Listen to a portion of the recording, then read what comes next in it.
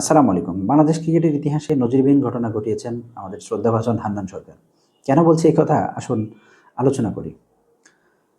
বাংলাদেশ ক্রিকেটে গত ১৪-১৫ বছর ধরে আমরা হাবিবুল বাশার, সুমন, শ্রদ্ধেয় নান্নু ভাই তাদেরকে দেখেছি সিলেক্টর হিসেবে কাজ করতে।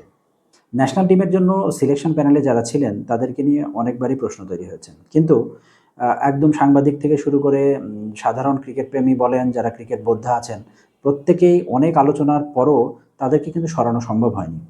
লাস্ট মুহূর্তে একেবারে বাধ্য হয়েই তারা কিন্তু ক্রিকেট বোর্ডে সিলেক্টর পদটা ছেড়েছিলেন। সেই জায়গা থেকে দেখুন, হান্নান ভাই আসলে একজন সাদা মনের মানুষ। যদিও আজকে উনি পদত্যাগের কারণ হিসেবে ব্যাখ্যা করেছেন যে উনি কোচিং করাতে চান, কোচিংয়ে নিজের ক্যারিয়ারটাকে ডেভেলপ করতে চান। এই কারণেই উনি আজকে পদত্যাগ করেছেন। আমরা সকলেই সাধুবাদ জানাই, কারণ উনি জানেন আসলে কোচিং ক্যারিয়ারটা অনেক বড় সমৃদ্ধ জায়গা। কিন্তু সিলেক্টর হিসেবে কাজ করাটা একটা থ্যাঙ্কসলেস জব, যেটা হয়তো আমাদের আগের নির্বাচক যারা ছিলেন তারা কিন্তু কখনো এটা মনে করেন নাই বিধায় অনেক কন্ট্রোভার্সি তৈরি করেছিলেন। আবার অনেক সময় দেখা যাচ্ছে ডোমেস্টিকে তেমন কোনো পারফরম্যান্স নেই, তাদেরকে আবার উনি সিলেক্ট করে বসে থাকতেন।